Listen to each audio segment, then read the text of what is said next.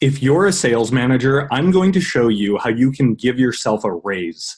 In just a moment, you're going to learn a time management technique that could double your income and make your sales reps dramatically more successful. But first, here are just a few questions for you.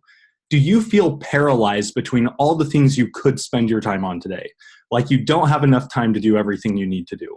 Does it feel like everything is a priority and everyone is asking for your time and attention?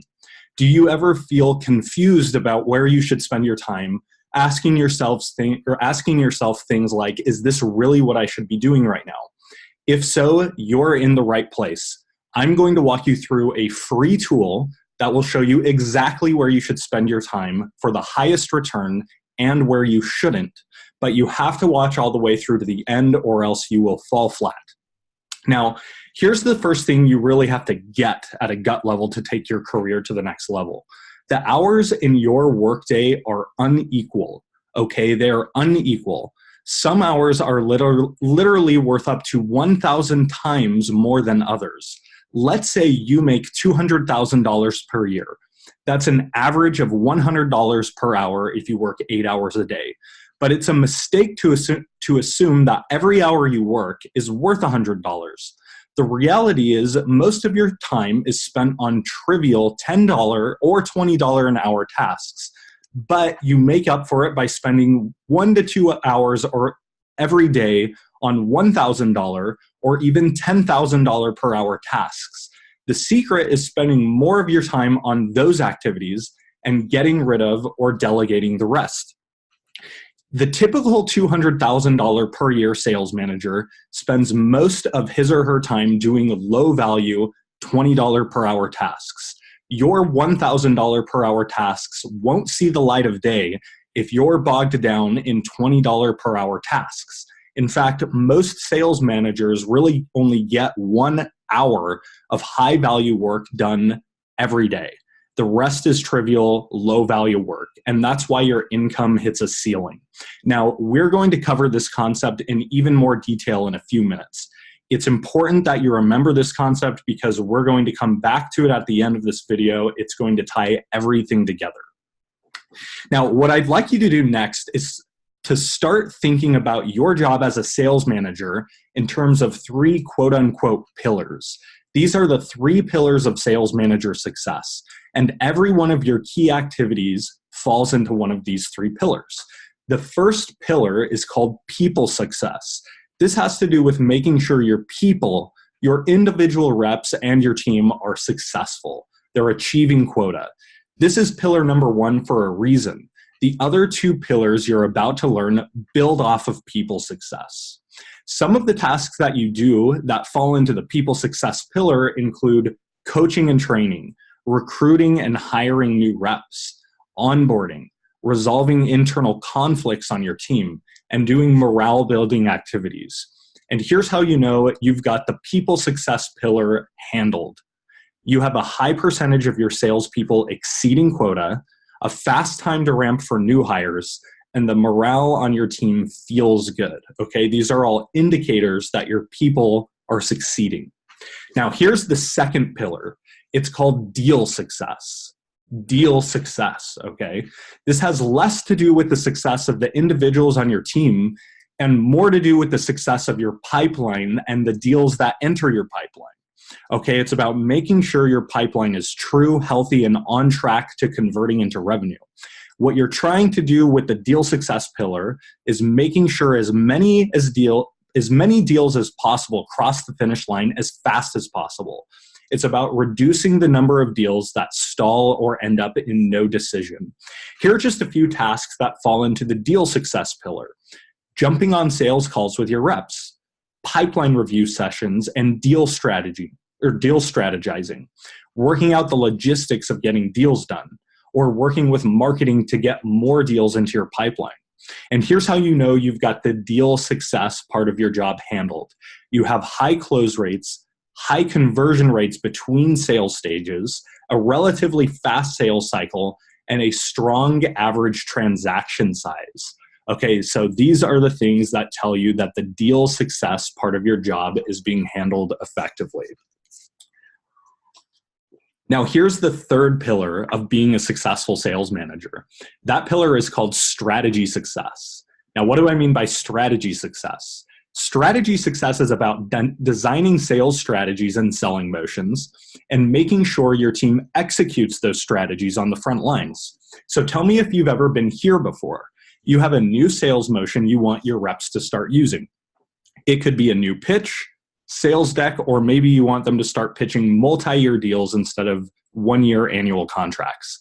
So you train your team on the new motion, go back to your desk, and find out weeks or months later that everyone has reverted back to exactly what they were doing before, and your new sales motion is gathering dust. It's not being used. The strategy success pillar is about solving that. It's about first designing sales strategies that are highly likely to win, and then increasing the odds that your team executes the strategy. Now, let's talk about a few more examples of tasks that fall into the strategy success pillar. Here are just a few. So, designing your sales process, improving your core pitch or unique selling proposition, rolling out new sales motions to your team, introducing a new product to the market, comp plan design, territory planning. These are all activities that fall into this strategy success bucket of your job as a sales manager. Now remember, these are the three pillars of sales manager success, and every one of your key activities falls into one of these three pillars: people success, deal success, strategy success. Everything else is usually a distraction. Now here's where things get really fun. You're going to combine what you learned at the beginning of this video, the parts about spending your time on high dollar per hour tasks, with your new knowledge of the three pillars. When you combine these two concepts together, you will skyrocket your income producing leverage. So let's talk about what that looks like. So you start by creating a matrix to map your tasks. The three column headers are the three pillars.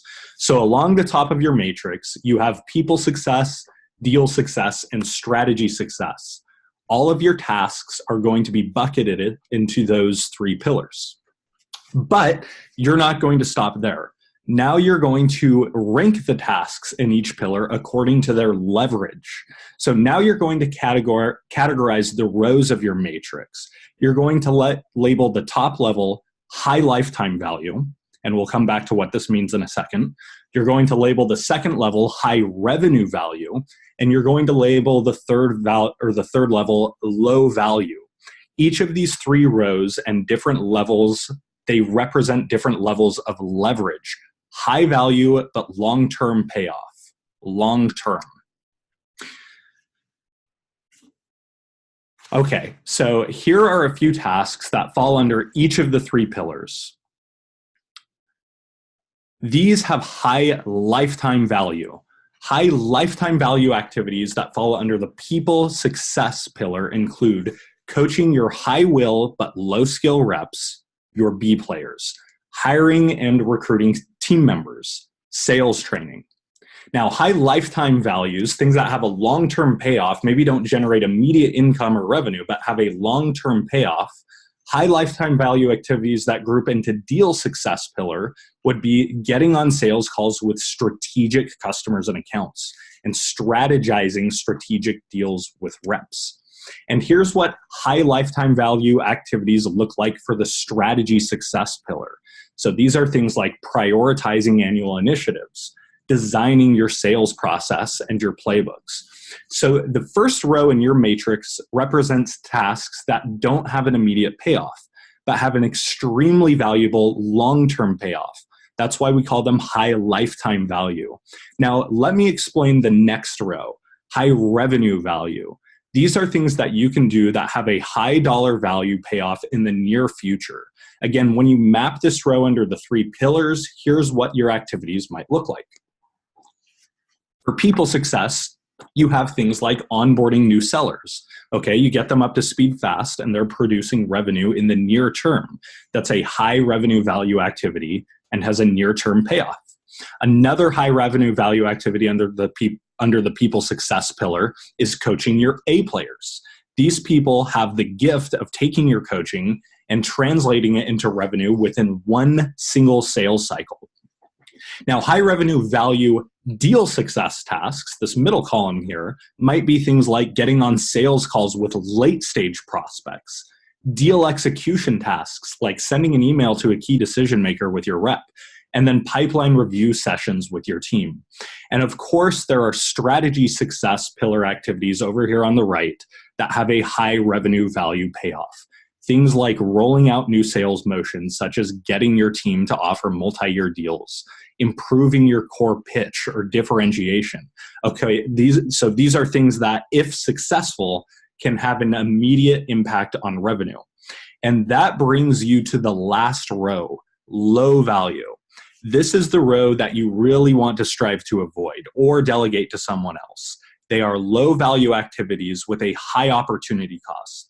The more time you spend on these things in the bottom row here, the less time you'll be investing in $1,000 per hour tasks that will really take your income to the next level. Examples of low value tasks for each pillar include things like coaching your C players, okay, people who really aren't cut out for sales and likely won't improve. Sales calls with early stage prospects. For your reps, that's a valuable task. For you as a manager, not so much. Building CRM processes and doing territory planning. These are things that need to be done at the strategic level, but are best done by someone else, such as sales operations. Okay, so now you've filled out your matrix. You want to write this next part down on a sticky note and return to it every few months. You increase your income by focusing on the high lifetime value and high revenue value activities, and find some other way or some other person to do the low value activities. So I'm going to say that again because it was kind of long. You increase your income by focusing on the high lifetime value and high revenue value activities, and find some other way or some other person to do the low value activities. Now, what you have here is what we call the sales management matrix. It is your compass for increasing your income and your team's success as a sales manager. So before we get into the last part of this video, what I'd like you to do right now is download the template for this. And I'd like you to fill this out with your own activities. They might be different than what I had listed in the example in this video. Identify all of your activities and group them into these 9 boxes. First, start with the 3 pillars, then group things by high lifetime value, high revenue value, and low value. So pause the video, pause now, and make a list of your activities in each area. Just start with the 3 to 5 things in each box, maybe even only 2 or 3. Just get the main things down. And now once you've done this, print it out. Keep this matrix at your desk. Look at it often. Use it to plan your day and your weeks. Resolve to spend as much of your time as possible in the top 6 boxes. Those are your money makers. Stay out of the bottom 3 boxes. The more time you spend in the top 6 boxes and the less time you spend in the bottom 3 boxes, the faster you will skyrocket your career and your income.